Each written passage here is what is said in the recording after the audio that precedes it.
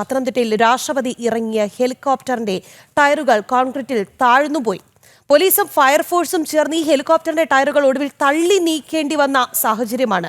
നിലയ്ക്കലിൽ ലാൻഡിംഗ് മാറ്റിയതോടുകൂടി രാവിലെ പ്രമാടത്ത് കോൺക്രീറ്റ് ഇട്ടു. ഇത് നമുക്ക് കേൾക്കുമ്പോൾ തന്നെ വലിയൊരു നമുക്ക് ആ ദൃശ്യങ്ങളിൽ കാണാം. ഈ ഉദ്യോഗസ്ഥർ ചേർന്ന് ഹെലികോപ്റ്ററിന്റെ ടയറുകൾ തള്ളി നീക്കുന്ന ദൃശ്യങ്ങളാണ് പ്രേക്ഷകർ ജനം ടിവിയിലൂടെ കാണുന്നത്. അരുൺ, നമ്മൾ പുറത്തുവിടുന്ന ആ ദൃശ്യങ്ങൾ പ്രേക്ഷകർ കാണുകയാണ്. വളരെ ഗുരുതരമായ ഒരു സംഭവമാണ്. രാഷ്ട്രപതിയുടെ ദർശന സമയമാണ്, കേരളത്തിലേക്കുള്ള സന്ദർശന സമയമാണ്. ഇതിനിടയിലാണ് ഇത്രയും വലിയ ഗുരുതരമായ ഒരു സുരക്ഷാ വീഴ്ച സംഭവിച്ചിരിക്കുന്നത്. അരുൺ, എന്താണ് സംഭവം?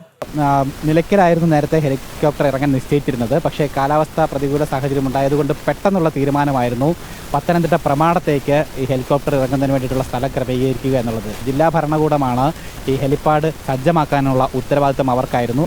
രാഷ്ട്രപതി ഈ ഹെലികോപ്റ്ററിനുള്ളിൽ ഇരിക്കുമ്പോഴാണ് ഇത്തരത്തിൽ സംഭവം ഉണ്ടായത്. അതിനുശേഷം രാഷ്ട്രപതി പുറത്തേക്ക് ഇറങ്ങിയതിന് ശേഷമാണ് സുരക്ഷാ ഉദ്യോഗസ്ഥർ, ഫയർഫോഴ്സും അതോടൊപ്പം തന്നെ പോലീസ് ഉദ്യോഗസ്ഥരും ചേർന്നുകൊണ്ട് തള്ളി അത് ആ കുഴിയിൽ നിന്നും കയറ്റേണ്ടതായിട്ടുള്ളൊരു സാഹചര്യം ഉണ്ടായിരിക്കുന്നത്. എന്തായാലും ഇതൊരു വീഴ്ച തന്നെയാണ് എന്ന് പറയേണ്ടിയിരിക്കുന്നത്. കാരണം നേരത്തെ തന്നെ ഇങ്ങനത്തെ സാഹചര്യങ്ങളൊക്കെ മുൻകൂട്ടി കണ്ടുകൊണ്ട് ഈ കാര്യങ്ങളൊക്കെ ഉറപ്പാക്കേണ്ടത് ജില്ലാ ഭരണകൂടത്തിൻ്റെയും ഇവിടുത്തെ പോലീസിൻ്റെ അടക്കമുള്ള സുരക്ഷാ സേനയുടെയും ഉത്തരവാദിത്തമായിരുന്നു. പക്ഷേ അതിൽ വീഴ്ച സംഭവിച്ചിരിക്കുന്നു എന്ന് വേണം മനസ്സിലാക്കുവാനായിട്ട്.